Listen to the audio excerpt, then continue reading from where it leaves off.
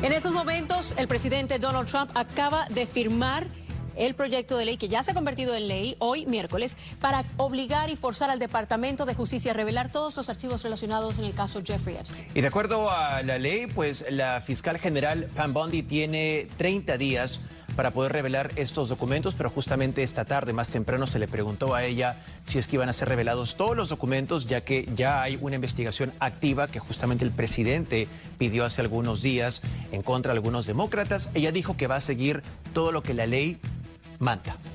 Sí que estaremos atentos porque eso puede significar fácilmente o que se revelen todos los archivos, que son casi 1 millón de documentos, o que simplemente no se revele absolutamente nada o se revele la mitad. Es algo que todavía se desconoce, así que estaremos muy atentos y siguiendo de cerca este caso. El Senado de Estados Unidos aprueba por unanimidad un proyecto de ley que obliga al Departamento de Justicia a hacer públicos todos los expedientes relacionados con el delincuente sexual Jeffrey Epstein, condenado por abusos a menores. Antes, la Cámara de Representantes había aprobado el proyecto de ley por 427 votos a favor y solamente 1 en contra. El presidente Donald Trump había dicho que si el proyecto de ley llegaba a su escritorio, él lo firmaría. Pero, ¿qué son los archivos de Epstein? Se trata de la documentación en torno al pedófilo Jeffrey Epstein, quien durante años mantuvo una red de tráfico de menores. Red que habría sido utilizada por distintas personalidades de los negocios y de la política de todo el mundo. Pero ¿está Donald Trump involucrado? Eso no se sabe por lo pronto. Lo que sí se sabe es que Trump y Epstein fueron grandes amigos. Y la publicación de estos archivos podría arrojar nueva luz sobre entonces esa controvertida amistad entre el pedófilo y el hoy presidente de Estados Unidos, pero también sobre quiénes más habrían participado en estos delitos sexuales.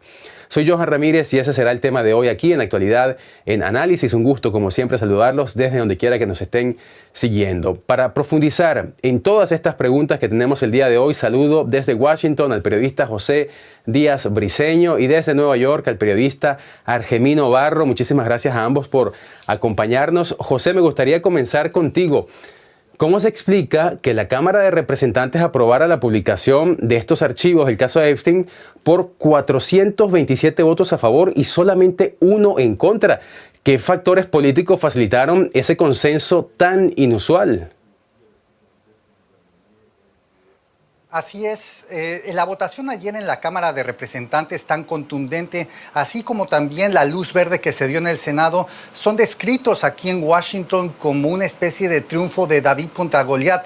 Esto porque en julio un puñado de víctimas de Jeffrey Epstein había solicitado a distintos actores políticos aquí en Washington para que se unieran a su causa y pudieran empujar justamente la liberación de archivos que creían podían hacer justicia a una causa que creen todavía se debe muchas explicaciones. En julio de este año, 2 congresistas, uno demócrata y uno republicano, Ro Hanna de California y Thomas Massie de Kentucky, comenzaron a empujar un proceso legislativo que en principio iba en contra de lo que deseaban los líderes republicanos en la Cámara Baja.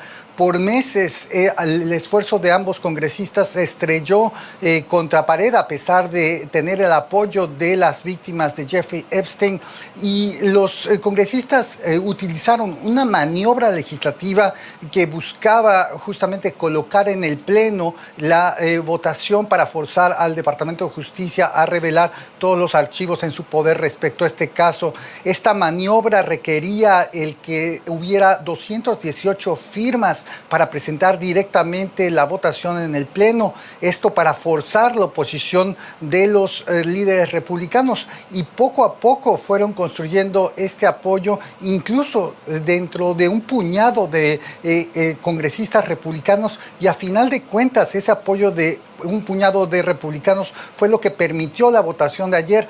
El cambio total en los últimos días del presidente Trump y del liderazgo republicano fue lo que llevó a esta votación masiva, pues ninguno de los partidos, y en particular el republicano, a final de cuentas quería verse como un obstáculo para la liberación de estos archivos. 77% de los estadounidenses, de acuerdo con una encuesta de PBS, quieren que los archivos se hagan públicos. Pues la victoria de David contra Goliat, como tú lo definías, José, ha logrado entonces unificar a esa instancia, el Congreso, algo bastante inusual, como decíamos antes. Del cambio de postura del presidente Trump quisiera que habláramos un poquito más adelante, porque ahora, Argemino, tú que estás en Nueva York, me interesa saber cuál ha sido la reacción de los medios de comunicación allí y de la opinión pública en general tras la aprobación de este proyecto de ley, porque me pregunto, ¿se percibe como un acto de justicia o como una maniobra política? Y te lo pregunto porque Donald Trump es neoyorquino y construyó su carrera en esa ciudad, y lo mismo aplica para Jeffrey Epstein. Entonces me interesa saber cómo se posiciona la gente allí y las élites políticas, empresariales de Nueva York. Bueno, pues en general a favor, por supuesto, de la revelación de estos archivos por un motivo básico de justicia. Epstein ha dejado, recordemos, más de 1000 víctimas, con lo cual no pudo ser el caso de que solo fuera culpable él y su cómplice Ghislaine Maxwell. Donald Trump nació, creció y se hizo famoso en Nueva York. Podemos decir lo mismo de Jeffrey Epstein. Él creció en un hogar de clase media de Coney Island, en el sur de Brooklyn.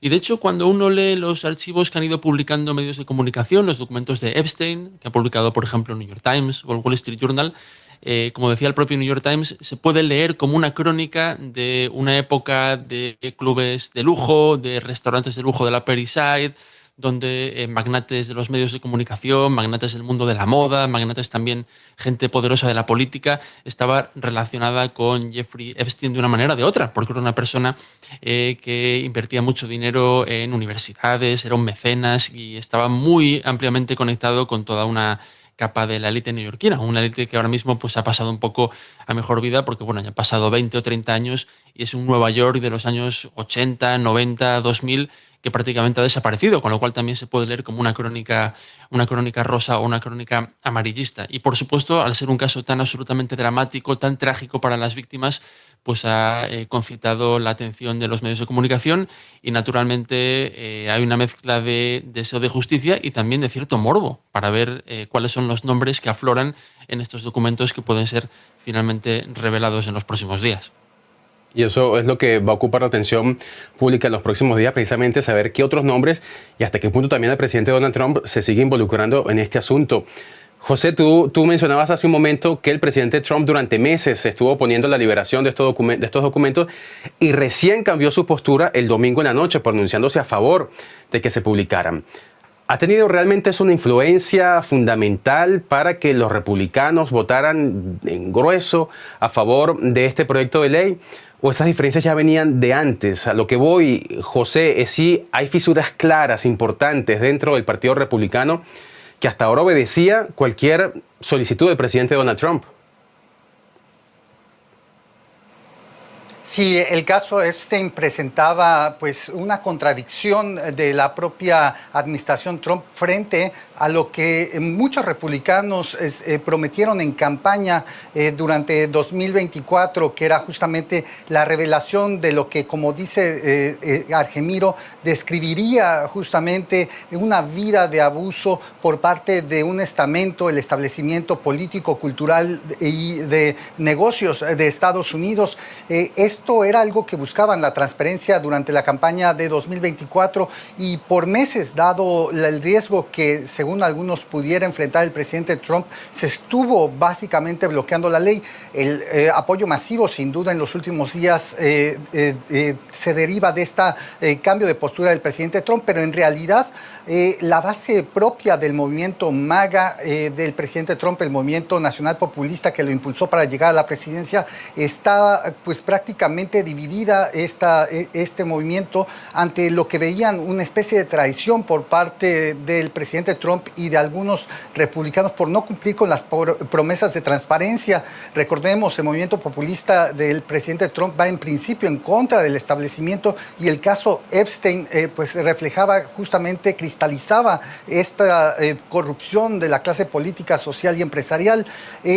Hay que decir, fue clave el apoyo de 4 republicanos que lograron presentar a través de esta técnica legislativa el voto en el Pleno de la Cámara de Representantes. 3 de ellos son mujeres y 3 son soldados del presidente Donald Trump, Marjorie Taylor Greene, también Lauren Boebert de Colorado y la propia Nancy Mace. La presión de la Casa Blanca para que se desistieran de formar parte del grupo que forzó que esta votación llegó al grado que la semana pasada se convocó a una de ellas, a Lauren Boebert, al cuarto de situación de la Casa Blanca junto al director del FBI y a la fiscal general de la Nación para intentar cambiar su opinión. Esto no se logró y esto obviamente pues reflejaba la presión que había dentro del movimiento MAGA, algo que persiste y es la manera por la que se cristalizó esta votación. Entonces, fisuras claras dentro del Partido Republicano. Tú mencionabas también que hay fisuras en las bases que apoyan al presidente Trump. Argemiro, ¿estás de acuerdo tú con eso? Hay también esas fisuras en las bases del movimiento llamado MAGA hasta ahora que apoyaba de manera incondicional al presidente. Sí, estoy de acuerdo con lo que decía José y quiero prolongarlo. Por ejemplo, Ro Khanna, el congresista demócrata de California, que también ha mencionado, fue el pionero, el que impulsó este proyecto de ley. Y es muy interesante la historia que cuenta porque Ro Khanna es una persona que quiere entablar conversación con los republicanos, con los populistas, y ha viajado por condados que votaron a Donald Trump en los últimos meses. Y se encontraba siempre con la misma pregunta. ¿Usted a quién apoya? ¿Al pueblo americano o a la clase Epstein? Y continuamente escuchaba la expresión, la clase Epstein, la clase Epstein. Y al mismo tiempo Ro Khanna iba apareciendo en podcasts de la derecha, también para entablar esta conversación con el otro bando político, y se dio cuenta de que Epstein, el caso Epstein, había pasado a reflejar la esencia del control de Donald Trump sobre el populismo. Es decir, hay mucha gente en este país muy descontenta con las élites porque consideran que no satisfacen pues, sus deseos para el futuro en el nivel económico, social, y la clase Epstein pues era la metáfora perfecta de unas élites impunes que traficaban con mujeres, que abusaban de personas indefensas y que se cubrían unas a otras en los medios de comunicación y en el gobierno, y aquí no ha habido ningún culpable prácticamente ni ha pasado nada, ¿no? Y entonces Ro Khanna, cuando Donald Trump llegó al poder por segunda vez, ya juró su cargo y se resistía a revelar los documentos de Epstein que él mismo había prometido y gente de su gobierno, empezó a percibir en ese mundo MAGA, en ese mundo populista, pues un descontento aún mayor hacia Donald Trump y cómo esta gente que él conocía de los podcasts empezaban a cuestionar al presidente por no cumplir su promesa de revelar los documentos. Y aquí fue cuando Ro Khanna, con su amigo Thomas Massie, republicano, se juntaron, conversaron y sacaron este proyecto de ley. Y lo han hecho también con mucho olfato desde el punto de vista de la comunicación, reuniendo a muchas de las víctimas, compartiendo los testimonios en los medios de comunicación y reuniéndolas con estas tres mujeres congresistas, Nancy Mace, Lauren Boebert y Marjorie Taylor Greene, para que se conmovieran por este duro testimonio. Y al final todo esto, a nivel político en Washington y sobre todo a nivel de las bases populistas y en los medios, se ha generado una ola política que Donald Trump no ha podido parar y ha tenido que unirse al bando ganador in extremis porque sabía que iba a haber una votación probablemente masiva a favor de desclasificar estos documentos, que por cierto los puede desclasificar el gobierno sin que haga falta un acto del Congreso. De manera entonces que esas fisuras, si bien entiendo, en el Partido Republicano tienen su origen, su génesis en la calle, en las bases electorales que eligieron a Donald Trump. José, ¿ha habido reacciones por parte de las víctimas de estos crímenes sexuales de Jeffrey Epstein? Porque ayer mismo había una manifestación allí en Washington de las víctimas pidiendo que se liberaran estos documentos. Ahora que la ley, el proyecto de ley ya fue aprobado, ¿ha habido algún pronunciamiento por parte de las víctimas? Así es, ayer en un momento muy dramático previo a la votación, un grupo de víctimas de Jeffrey Epstein y la red que en principio regenteaba presentaron una vez más su testimonio, algo que han hecho por meses en un peregrinaje por las oficinas de distintos congresistas aquí. Y después de la noticia de que el Senado también había dado luz verde a este proyecto de ley, hubo señales de alegría, llanto, y fue un momento bastante conmovedor, pues había una vigilia justamente con los congresistas que los apoyaron todo este tiempo.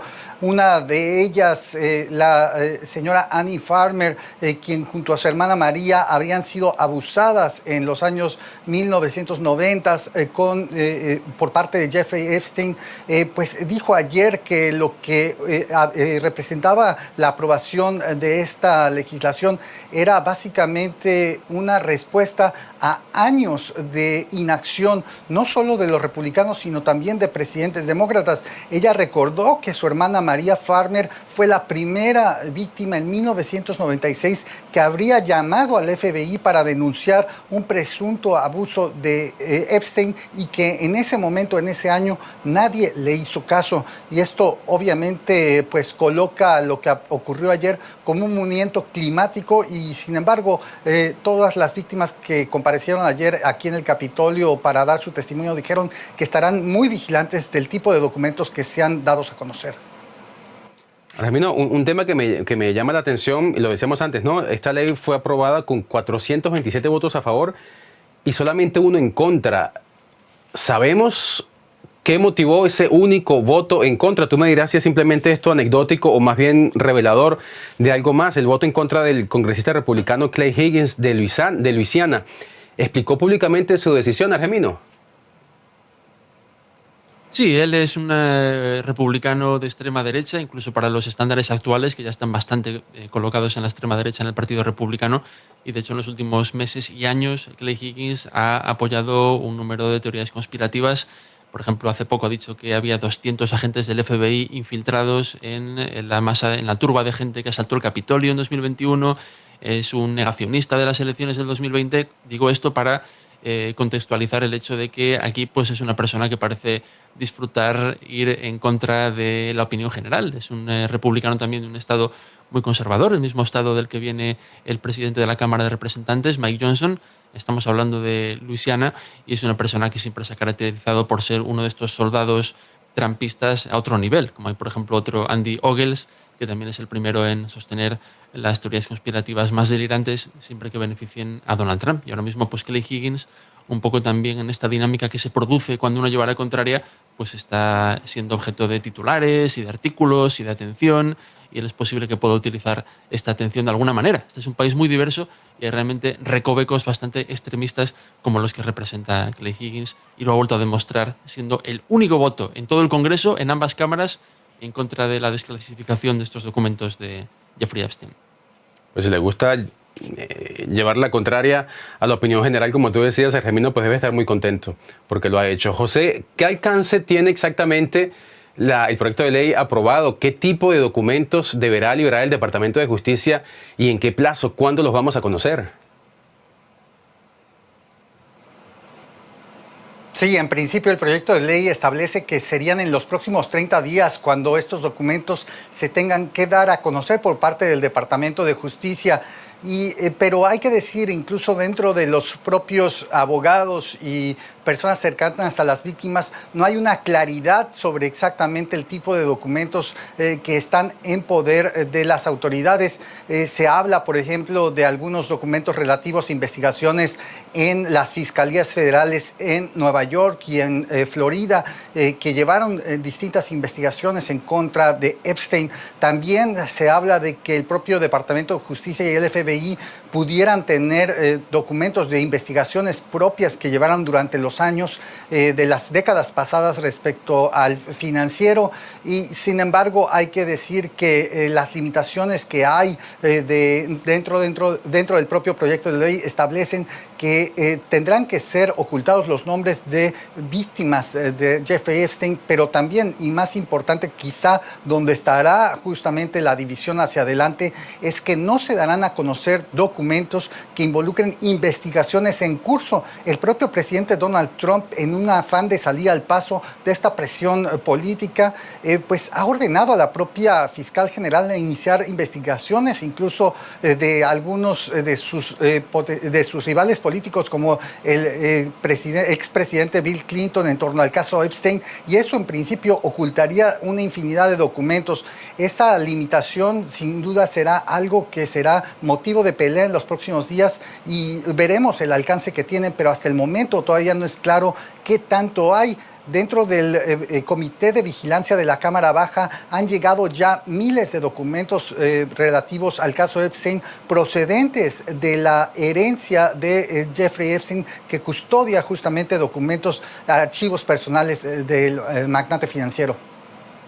Pues Argeminos, y como nos dice José, los documentos vinculados a investigaciones en curso no podrán ser liberados y esto podría implicar cientos o miles de documentos, en realidad podemos confiar que este proyecto de ley que será firmado seguramente en las próximas horas por el presidente Trump nos vayan a dar luces y a arrojar datos para conocer la verdad de lo que había en esta red de tráfico sexual, quiénes estaban involucrados, o esto simplemente una suerte de pantomima para contentar a la opinión pública. Bueno, el miedo que se menciona estos días es que el Departamento de Justicia utilice estos 30 días para, de alguna manera, editar los documentos, tapar algunos nombres, resaltar otros nombres, ya que puede ser un círculo muy amplio de personas que hayan podido estar implicadas.